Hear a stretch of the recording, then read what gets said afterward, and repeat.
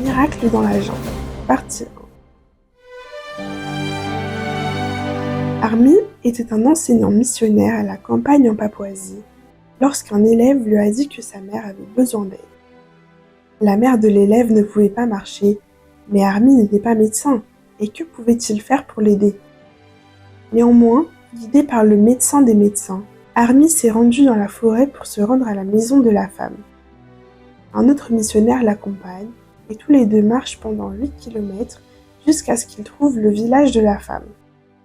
Army et son ami ont trouvé la mère dans une petite cabane au toit de chaume, pleurant de douleur sur un lit. Elle avait une plaie ouverte au genou après être tombée d'un arbre 7 ans plus tôt. Son mari l'avait abandonnée et elle s'était occupée des enfants tout en supportant la douleur pendant tout ce temps. Le village était si isolé que les médecins et les hôpitaux n'étaient pas envisageables, et la femme avait déjà perdu tout espoir.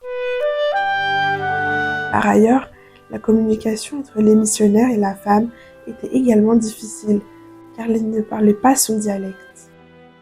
Army et son collègue ne savaient pas quoi faire, et ils se sont contentés de nettoyer la plaie sur le genou de la femme.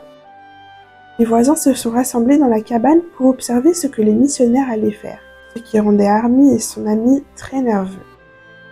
Très vite, ils ont commencé à parler de Jésus, le médecin des médecins, mais la femme n'avait jamais entendu parler du Christ dans sa vie. Army a proposé de prier et la femme a accepté, même si elle ne comprenait pas très bien leur langue. Army pria, suppliant Dieu d'agir. Lorsqu'il ouvra les yeux, la femme pleurait. Avec ses gestes, elle expliqua qu'une paix avait envahi la cabane. Après cela, Army et son collègue ont dû rentrer chez eux, ne sachant pas comment aider la femme. Cette histoire se poursuivra la semaine prochaine. Une partie de l'offrande de ce trimestre servira à reconstruire la faculté de Papouasie qui a été détruite en cause d'une inondation en 2019. Donnons avec joie.